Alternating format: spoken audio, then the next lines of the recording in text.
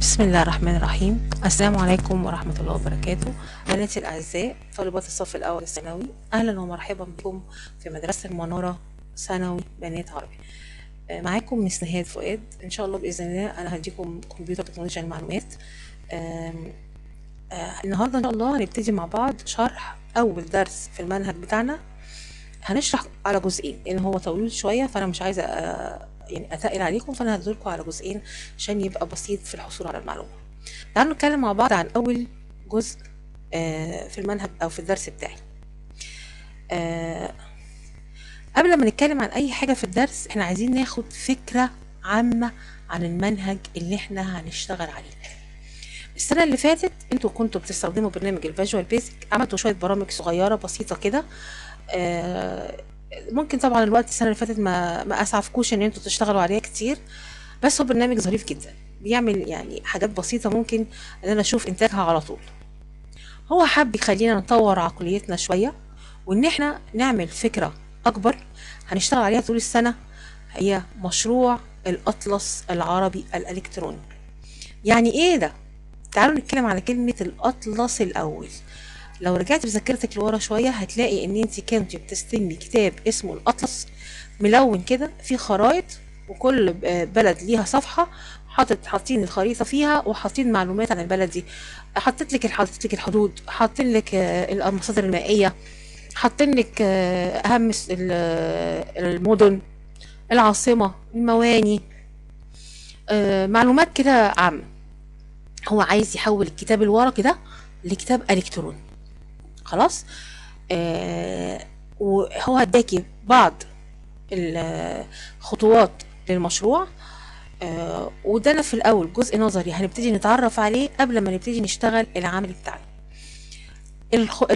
دي تبقى فكرة عامة عن المنهج اللي احنا عايزين نعمله، ان احنا هنحول الكتاب الورقي لكتاب الكتروني. طيب تعالوا نتكلم بقى عن الخطوات اللازمة للمشروع. قال لك ايه الخطوات اللازمة للمشروع دي؟ انا عندي خطوتين مهمين جدا للمشروع بتاعي. اول خطوة اسمها تحديد انواع البيانات. يعني ايه تحديد انواع البيانات؟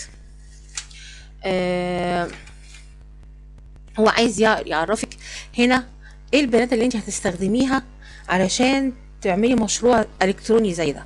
قال لك انت عندك بيانات نصيه. يعني ايه بيانات نصيه دي؟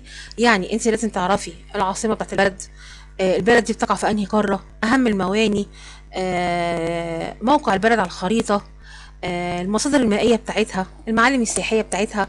كل ده كلام بيتقال، يبقى دي بيانات نصيه. بيانات رسومية وصور ثابتة ومتحركة. بيانات رسومية هنجيب الخريطة بتاعت البلد. صور ثابتة ممكن نجيب العلم. صور متحركة ممكن نجيب الأعلام. في بيبقى على النت أعلام متحركة. لا ده أنا كمان ممكن أعمل حاجة، أنا ممكن أجيب بعض صور المناطق السياحية في البلد اللي أنا أتكلم عنها وأحطها ورا بعضيها تتعرض كفيديو، فتبقى بالنسبة لي دي صور متحركة. والكلام ده هنتكلم فيه كله بالتفصيل بعدين. عندي كمان بيانات صوتية.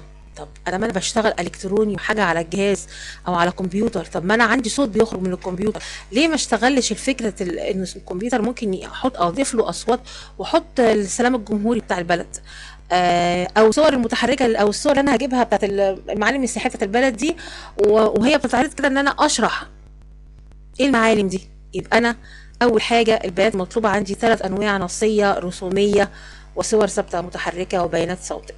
تاني حاجه في الخطوات اللازمه للمشروع، لازم اعرف احدد البرمجيات اللي انا هشتغل عليها في المشروع. طب البرمجيات دي بتنقسم نصين: حاجه اسمها لغات البرمجه المستخدمه، وقبليها في حاجه اسمها برمجيات الوسائط المتعدده. يعني ايه؟ يعني ايه لغات البرمجه المستخدمه؟ هنتكلم عليها هي الاول. لغات البرمجه المستخدمه زي اللغه اللي انا هستخدمها في ان انا اطبق او اعمل المشروع ويطلع للنهايه للناس. والله ممكن حد كويس في الجافا هيعمله بالجافا، حد كويس في السي بلس بلس هيعمله في السي بلس بلس.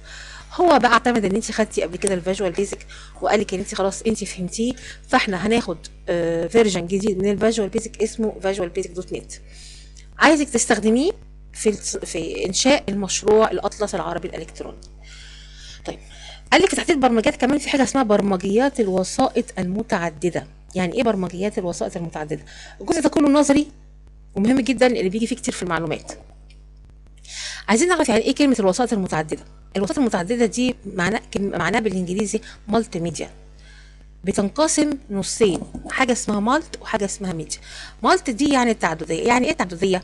يعني انا اقدر اعرض المعلومات عندي او البيانات اللي انا اللي حصلت عليها او المشروع بتاعي، اقدر اعرضه على كذا حاجه، زي الشاشه اللي في الفصل، زي البروجيكتور، زي مثلا الموبايل. يبقى انا عندي كذا نوع. اللاب، التاب اللي انتوا هتستلموه ان شاء الله باذن الله عن قريب. يبقى انا اقدر اعرض المعلومات اللي انا حصلت عليها فوق دي كلها بالمشروع بتاعي، اقدر اعرضهم على اي حاجه. يبقى دي كلمه تعني التعدديه. كلمه بقى الوسائط الحامله للمعلومات، انا هقدر احط المعلومات دي، هجمعها على ايه عشان اعرفها؟ ممكن احطها على سي دي، ممكن احطها مثلا على فلاشه، عشان اقدر انقلها مثلا من مكان لمكان وتقدر الناس تستفاد منها. طيب تعالوا نتكلم على حاجة كمان.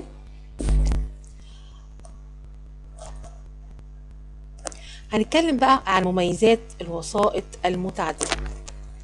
طيب تخيلي انت بقى دلوقتي بتشوفي الدرس بتاعك، يعني هي دي البنود اللي هو حاططها لك، بس انا عايزاكي انت تكتشفيها من دماغك.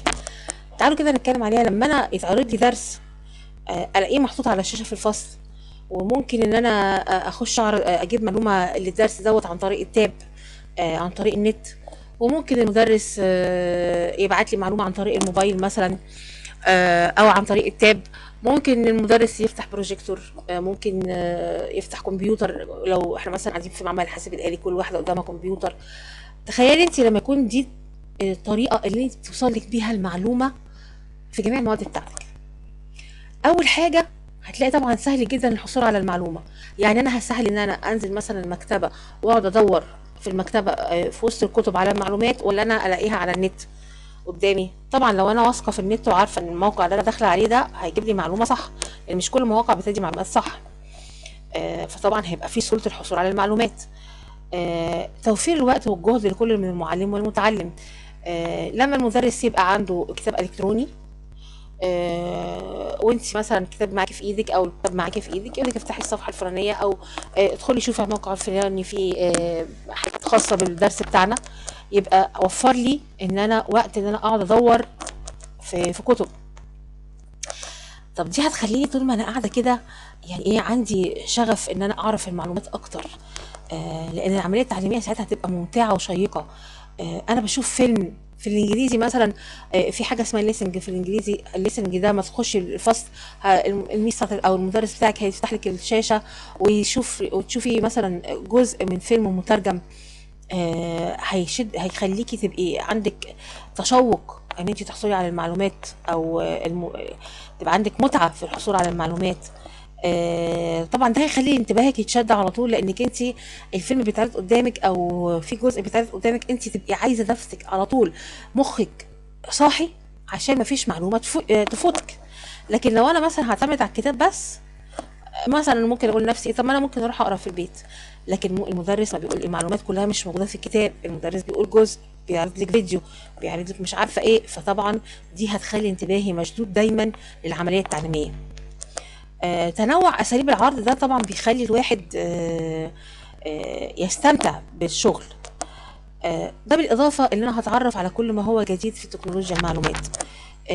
يعني كل ما هينزل وسيله شرح جديده او طريقه للشرح جديده او طريقه للحصول على معلومه جديده عن طريق تكنولوجيا المعلومات، انا عن طريق الوسائط المتعدده انا بعرف عنها معلومات كفايه. ان شاء الله باذن الله احنا هنتوقف عند الجزء ده في الشرح، وان شاء الله باذن الله لينا تكمله في الجزء النظري الاولاني في الدرس القادم، على اساس ان احنا مش عايزين نطول عليكم الشرح كتير. هقول لكم دلوقتي سلام عليكم، والقاكم ان شاء الله باذن الله في القريب في الجزء الثاني من الدرس الاول.